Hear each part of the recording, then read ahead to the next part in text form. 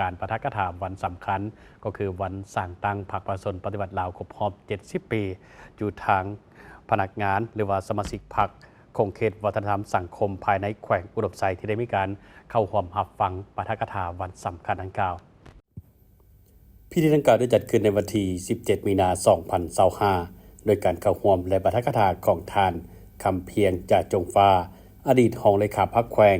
มีคณะโฆษณาอบรมแขวงหัวหน้าพนักงานองค์การตลอดฮอดพนักงานสมาชิกพรรคภายในคงเขตวัฒนธรรมสังคมเข้าร่วมท่านคำเพียงจ่าจงว่าได้ขึ้นปาฐกถาบรรดาเอกสารที่สำคัญเป็นต้นแมนการกำเนิดเติบในขยายตัวของพรรค70 ปีภายใต้การนำพาของพรรคความสำคัญของ22 มีนาวันสร้างตั้งพรรคประชาชนปฏิวัติลาวที่ได้นำพาประชาชนลาวต่อสู้อย่างบ่หยุดยั้งเพื่อประชาธิปไตยและความก้าวหน้าของชาติสหายได้ยกให้เห็นบทเรียนผลสำเร็จและสิ่งท้าทายต่างๆในระยะ70 ปีภายใต้การนำพาของพรรคพร้อมทั้งชี้นำให้เห็นทิศทางการพัฒนาพรรคในอนาคตนอกจากนี้สหายยังได้เน้นให้ภาคส่วนที่เกี่ยวข้องสืบต่อปลุกระดมประชาชนภายในแขวงอุดมไซให้มีความสามัคคีตั้งหน้าปฏิบัติหน้าที่เวียกงานตามแนวทางนโยบายของพรรคและรัฐบาลส่งเสริมพัฒนาเศรษฐกิจสังคมจากยืนยง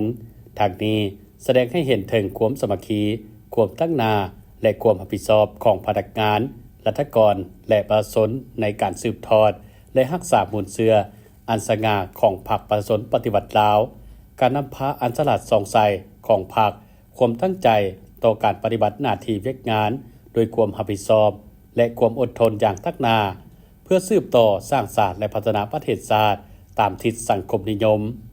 การพัฒนาวัฒนธรรมสังคมระยะ70 ปีผ่านมาได้แสดงให้เห็นความก้าวหน้าอย่างต่อเนื่องโดยเฉพาะการอนุรักษ์รักษาวัฒนธรรมของชาติของพื้นเมืองและการส่งเสริมภาษาลาวและการพัฒนาชีวิตการเป็นอยู่ของประชาชน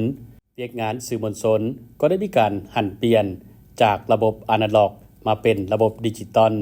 การท่องเที่ยวการบริการได้รับการพัฒนาดีขึ้นเป็นก้าวๆ70 ปีภายใต้การนำพาของพรรคประชาชนปฏิวัติลาว